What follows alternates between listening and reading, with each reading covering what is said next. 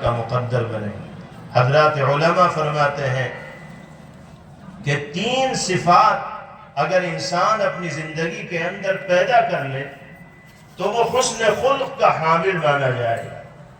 Number 1، کف الاذی، اپنی زندگی کو ایسا پاکیزہ بنانا کہ کسی کو ہماری ذات سے تکلیف نہ پہنچے، نہ زبان سے، نہ ہاتھ سے، نہ پیر سے، نہ دل سے، نہ اعضاء و جوارح سے۔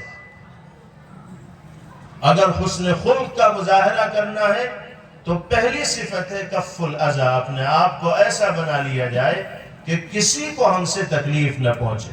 پیغمبر علیہ السلام نے فرمایا من كان يؤمن بالله واليوم الآخر فلا يؤذي جاره، جو شخص اللہ کی ذات پر اور آخرت کے دن پر ایمان رکھنے والا ہو وہ اپنے پڑوسی کو نہ ستائے۔ گویا کہ ایمان کی علامت اور ایمان کی صداقت و سچائی کا معیار یہ ہے کہ پڑوسی ہماری ذات سے تکلیف و اذیت میں مبتلا نہ ہو۔ جب پڑوسی کو تکلیف نہ دینا کمال ایمان کے لیے ضروری ہے تو والدین کو نہ ستانا بدرجہ اولا کمال ایمان کے لیے ضروری ہو۔ بیوی بچوں کو نہ ستانا بدرجہ اولا کمال ایمان کے لیے ضروری ہوگا۔ رشتہ داروں کو نہ ستانا بدرجہ اولا کمال ایمان کے لیے ضروری ہوگا، کیونکہ پڑوسی کا نمبر تو ان سب کے بعد میں آتا ہے۔ اس سے پہلے جن کے حقوق عائد ہوتے ہیں ان کے حقوق کو ادا کرنا کمال ایمان کے لیے لازم و ضروری۔ یہ ہے کف الاذی کا مطلب۔ اللہ تعالی ہم سب کو ایسی ہی زندگی گزارنے کی توفیق عطا فرمائے۔ آج ہم معمولی باتوں پہ بھڑک جاتے ہیں، غصے میں مشتعل ہو جاتے ہیں اور پھر ایسے بے قابو ہوتے ہیں کہ ہمیں یہ پتہ ہی نہیں رہتا کہ ہماری زبان کیا بول رہی ہے، ہم کیا کہہ رہے ہیں، کون ہمارے سامنے ہے، بڑے سے مخاطب ہے، ہم عمر سے گفتگو کر رہے ہیں، یہ چھوٹے سے بات چیت کر رہے ہیں۔ غصے میں انسان ایسا مغلوب ہوتا ہے کہ حواس کھو بیٹھتا ہے، اور جب غصہ کافور ہوتا ہے پھر اسے اپنے کیے پر پچھتاوا ہوتا ہے، اپنے جملوں پر ندامت و شرمندگی کا احساس ہوتا ہے۔ لیکن زبان کا گھاؤ، زبان سے لگایا ہوا زخم ایسا کاری اور شدید زخم ہوتا ہے کہ وہ پھر آسانی کے ساتھ بھرتا نہیں ہے، مندمل نہیں ہوتا۔ ایک مرتبہ جس کے دل پر ہم نے زبان سے نشتر لگا دیا، اب اس کے دل پر مرہم رکھنا بہت مشکل ہوگا، سالوں گزر جائیں گے لیکن معاملے کی صفائی دشوار ہوگی۔ جناب رسول اللہ صلی اللہ علیہ وسلم نے مسلمان کی شان بتائی، المسلم من سلم المسلمون وفی روایت من سلم الناس من لسانه ویده۔ مسلمان تو کہتے ہی اس کو ہیں جس کی زبان سے، جس کے ہاتھ سے، جس کے پیر سے، جس کے اعضاء و جوارح سے تمام کے تمام مسلمان، اور ایک روایت کے مطابق تمام انسان محفوظ رہے۔ یہ حقیقی مسلم و مومن کی شان، پہچان، علامت و نشانی جناب رسول اللہ صلی اللہ علیہ وسلم نے بیان فرمائی۔ تو خلق حسن کے لیے پہلی شرط ہے کف الاذی، اپنے آپ کو ایسا پاکیزہ بنانا کہ کسی کو ہماری ذات سے تکلیف نہ ہو۔ دوسری شرط ہے بذل الندی، کرم و عطا، سخاوت و دریا دلی کا مظاہرہ کرنا، ضرورت مند کی ضرورت کو جس انداز میں بھی پورا کر سکتے ہو پورا کرنے کی فکر و کوشش کرنا۔ مال ہی کے ذریعے ضرورت پوری نہیں کی جاتی، بعض دفعہ جانی ضرورت، جانی تعاون کی ضرورت پیش آتی ہے، بعض دفعہ وقت لگانے کی ضرورت پیش آتی ہے، بعض دفعہ سفارش کے لیے انسان محتاج ہوتا ہے، اور سفارش کے ذریعے انسانوں کے بڑے بڑے کام آسانی کے ساتھ ہو جایا کرتے ہیں۔ بذل الندی کے عموم میں یہ ساری کی ساری شکلیں آ گئی۔ ہم لوگوں کی مدد کے لیے ہر وقت کھڑے رہیں، اور اللہ نے جو حیثیت بھی ہمیں عطا فرمائی ہے اس کا استعمال کریں اللہ کے بندوں کے کام آنے کے لیے، ان کا کام بنانے کے لیے۔ نبی پاک علیہ الصلاۃ والسلام نے فرمایا من كان يؤمن بالله واليوم الآخر فليحسن جارہ، جو شخص اللہ پر اور آخرت کے دن پر ایمان رکھنے والا ہو وہ پڑوسیوں کے ساتھ حسن سلوک کرے۔ پڑوسیوں کے ساتھ حسن سلوک کا مطلب یہ ہے کہ ماں باپ کے ساتھ بھی حسن سلوک ہو، بیوی بچوں کے ساتھ بھی حسن سلوک ہو، رشتہ داروں کے ساتھ بھی حسن سلوک ہو، اور پڑوسیوں کے ساتھ بھی حسن سلوک ہو۔ مسلمان ہونے کی حیثیت سے ہماری ذمہ داری سب کے ساتھ اچھا سلوک و برتاؤ کرنے کی ہے۔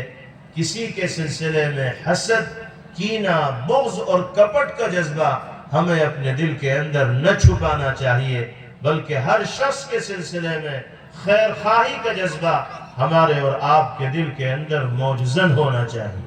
پیغمبر علیہ السلام فرماتے ہیں المسلم اخو المسلم لا يظلمه ولا يخذله ولا يحقره، مسلمان بھائی ہیں، ایک مسلمان دوسرے مسلمان پر ظلم نہیں کر سکتا، زیادتی نہیں کر سکتا، ایک مسلمان دوسرے کو ذلیل اور رسوا نہیں کر سکتا۔ فرمایا بحسب امرئ من الشر ان يحقر اخاه المسلم، انسان کے برا ہونے کے لیے اتنا ہی کافی ہے کہ وہ اپنے مسلمان بھائی کی تحقیر کرے، توہین کرے، تذلیل کرے، یہی عمل اس کے برا ہونے کے لیے کافی ہے۔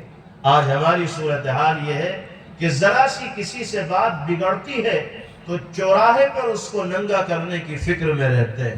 اس کے خلاف معمولی باتیں بھی اگر واٹس ایپ کے ذریعے وائرل ہونے لگتی ہیں تو ہم بھی اس کے اندر حصے دار بن جاتے ہیں، تاکہ اس کی عزت سے کھلواڑ کرنے کا موقع ملے، اس کی عزت کو نیلام کرنے کا موقع ملے، اس کو بدنام کر کے ہم تسکین محسوس کرتے ہیں، اطمینان محسوس کرتے ہیں۔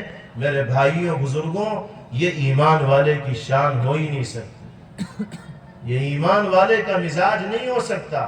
یہ مزاج تو ان کا ہے جو اللہ کی رحمت سے محروم قرار دیے جائیں گے، اور جو اللہ کی رحمت کے مستحق باری تعالیٰ کی نگاہ میں نہیں ہوں گے۔ کتنے دن کی یہ دنیا ہے، کب تک دنیا میں انسان کو رہنا ہے، اللہ کے سوا کوئی نہیں جانتا۔ دلوں کو ایک دوسرے کے خلاف سازشوں میں استعمال کرنے کے بجائے باہمی مودت و محبت کے ساتھ اس دنیا میں اگر زندگی گزاریں گے تو زندگی کا لطف نصیب ہوگا، زندگی کی نعمتوں سے استفادے کا موقع ملے گا۔ ورنہ یہ لڑائی جھگڑے تو شیطان کی آت ہے جو ختم ہونے کا نام نہیں لیتے، اور انسان کا مزاج جب جھگڑے کا، لڑائی کا، سازشی بن جاتا ہے تو پھر بغیر سازش رسے اسے چین نہیں ملتا، پھر تو وہ اسی ادھیڑ بن میں لگا رہتا ہے کہ اسے کیسے گرایا جائے اور اسے کیسے کھڑا کیا جائے، پھر اس کی زندگی کا کھیل یہی بن جاتا ہے۔ اللہ نے اس کام کے لیے ہمیں دنیا میں نہیں بھیجا، بلکہ اس دنیا کو آخرت کو سنوارنے کے لیے اور اپنی اور اپنے حبیب صلی اللہ تعالی علیہ وسلم کی تعلیمات پر عمل کرنے کے لیے بھیجا۔ اللہ تعالی ہم سب کے دلوں کو ایک دوسرے کے سلسلے میں صاف فرمائے، مجلہ، مصفہ اور پاکیزہ بنائے، اور ہم سب کو باہمی محبت و مودت اور احترام کے جذبے کے ساتھ زندگی گزارنے کی توفیق نصیب فرمائے۔ تیسری چیز حضرات علماء نے بیان فرمائی طلاقۃ الوجہ، حسن خلق کے حامل اگر بننا چاہتے ہو تو پہلی صفت کف الاذی، اپنے آپ کو ایسا پاکیزہ بناؤ کہ کسی کو تم سے تکلیف نہ ہو۔ نمبر 2، دوسروں کی مدد کے لیے ہر وقت کھڑے رہو۔ نمبر 3، ملاقات کرو تو چہرے پر بشاشت ہو، مسکراہٹ ہو، یہ تأثر ملاقات کے ذریعے جائے کہ تم واقعتاً دل سے مل رہے ہو۔ انسان کی زبان سے ادا ہونے والے چند محبت بھرے جملے سامنے والے کے دل کو جیتنے کے لیے کافی ہوتے ہیں۔ آپ ایک شخص کی ضیافت و میزبانی انواع و اقسام کے کھانوں سے کریں، لیکن سیدھے منہ اس سے بات نہ کریں، تو اس کا دل خوش نہیں ہوگا، چاہے آپ اس کو کتنے ہی آرام دہ بنگلے کے اندر ٹھہرائیں اور کیسے ہی لذیذ پکوان آپ اس کو کھلائیں، لیکن اگر آپ اس سے مسکراتے چہرے اور بشاشت کے ساتھ ملاقات نہیں کریں گے اور خوش کلامی سے پیش نہیں آئیں گے تو اس کا دل مطمئن نہیں ہوگا۔ جناب رسول اللہ صلی اللہ تعالی علیہ وسلم نے اسی عمل کے ذریعے دنیا کو زیر کیا ہے، اور جو لوگ آپ سے آپ کی آنکھوں سے آنکھیں ملانے کے لیے، آپ کو دیکھنے کے لیے تیار نہیں ہوتے تھے اور آپ کی جان کے درپے اور دشمن ہوا کرتے تھے، وہ جب آپ کے قریب آتے تھے اور آپ کے چہرے انور کی زیارت کا انہیں موقع ملتا تھا اور آپ ان سے مخاطب ہوا کرتے تھے تو آپ کی زبان مبارک سے ادا ہونے والے جملے ہی ان کے دلوں کی دنیا بدل دیا کرتے تھے۔ ہم سب اسی نبی محترم کے ماننے والے اور نام لیوا ہیں۔ اللہ تعالیٰ انہی کی عادات و اطوار اختیار کرنے کی توفیق ہم سب کو نصیب فرمائیں۔ اللہ تعالیٰ ہم سب کے یہاں جمع ہونے کو، کہنے سننے کو اپنی بارگاہ میں بہت قبول فرمائیں۔